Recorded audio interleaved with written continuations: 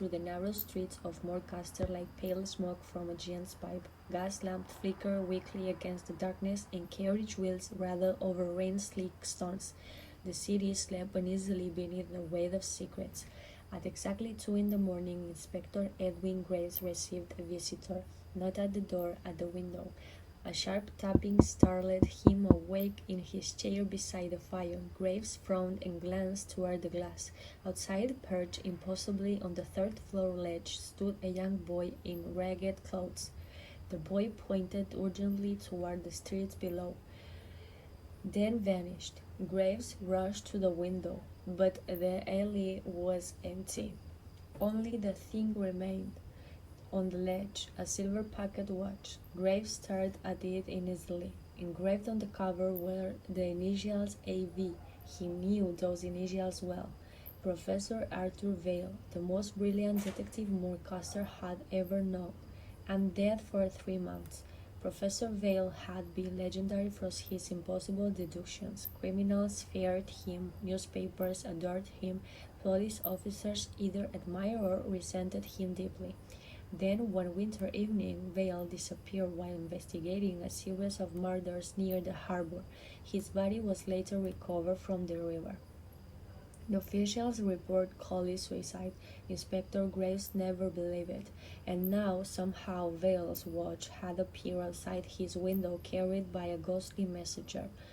Graves grabbed his coat immediately. Within minutes he arrived at St. Calder Street, where a crowd had gathered outside Bellamy's curiosity shop. Police lanterns glowed against the fog. A constable recognized him. Inspector, thanks heavens, another one, another murder. Graves stepped inside. The antique shop smelled of dust, candle wax, and old leather. A man lay sprawled across the floor behind the counter, his throat cut cleanly. Broken glass glittered nearby. The victim was Bernard Bellamy, collector of rare artifacts and known associate of wealthy nobles. A strange symbol had been drawn on the wall in blood above the body, a circle crossed by 3 lines. Graves felt a chill.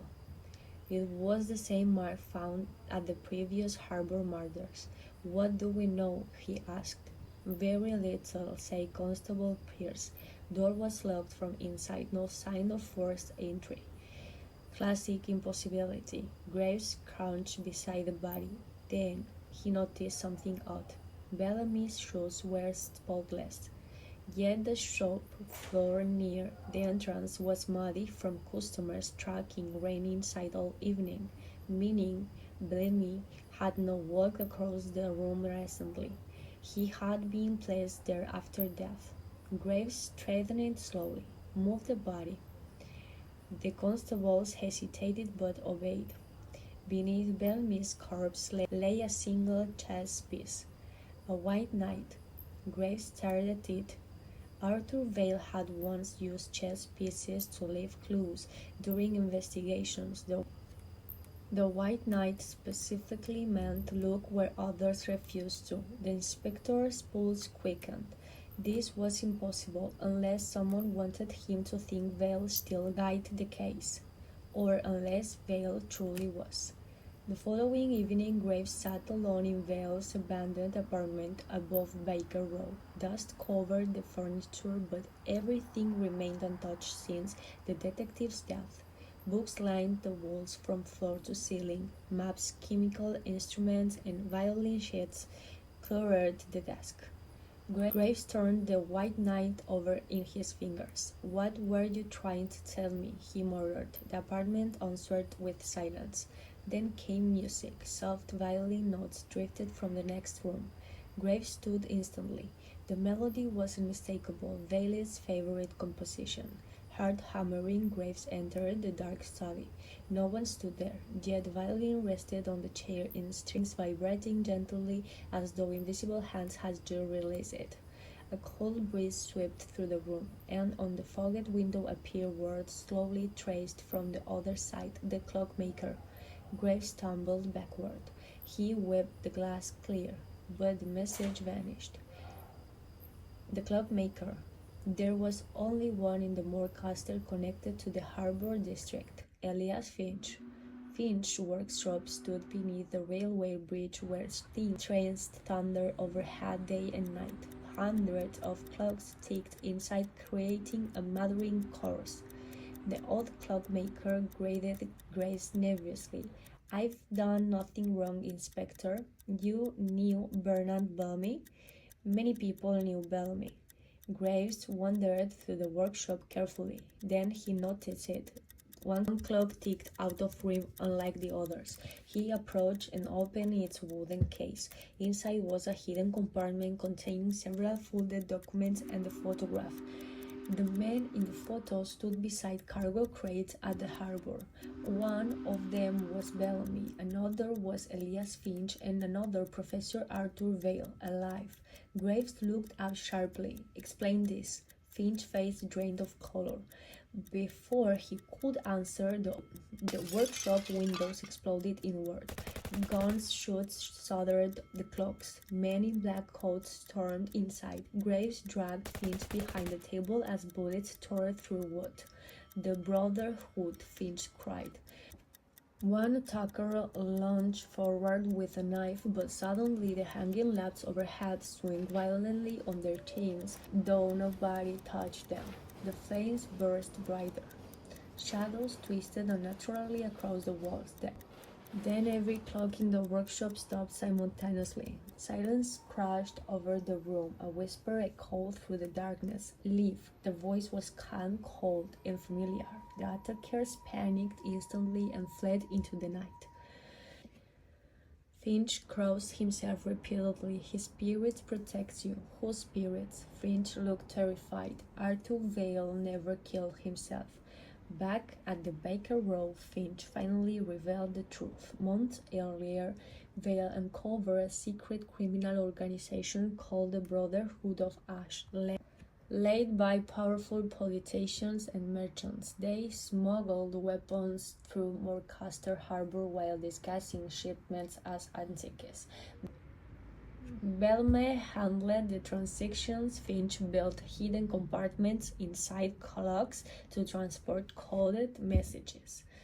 When Vale discovered the conspiracy, the Brotherhood haunted him. He faked his death, Graves realized. Finch nodded weakly. "Only a few of us knew. He planned to gather evidence in secret." "Then why the ghost stories?" Finch looked genuinely confused. "We invented clues to keep his legend alive. The watch, the chess piece." He swallowed hard. "But the violin, the voices, that wasn't us." Graves felt ice crawl up his spine. "If Vale is alive," he said carefully, "where is he?" A knock echoed at the apartment door. 3 slow knocks. Graves opened it immediately. No one stood outside. Only a sealed envelope lay on the floor. Inside was a map of Moorcaster's underground tunnels, and the final message written in Arthur Vale's handwriting: "Midnight, come alone." The tunnels beneath the city smelled of damp stones and coal smoke.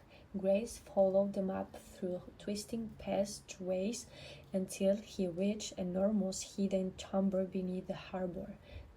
Crates of rifles filled the cavern, and standing among them was Arthur Vale, alive. Thinner than before, pale, exhausted, but alive. Graves nearly laughed with relief. "You miserable genius." Vale smirked faintly.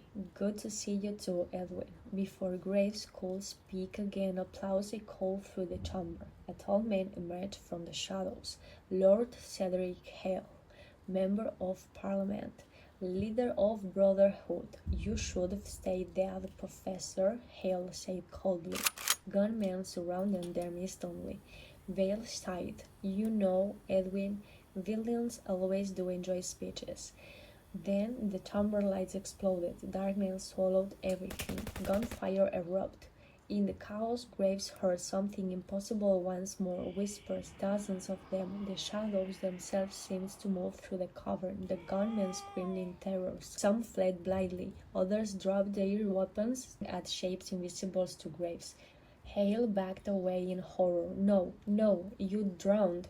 A figure emerged behind him from the darkness, a dripping silhouette with pale eyes. Arthur Vale stared beside Graves in shock, because the figure looked exactly like him.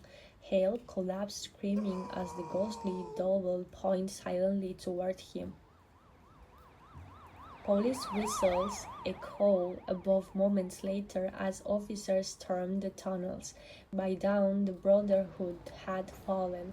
Lord Hale was arrested raving about ghosts beneath the harbor, and when Graves later asked Vale who or what they had seen in the darkness, the detective simply lit his pipe thoughtfully. I suspect, Vale said, that some mysterious improve when left unsolved.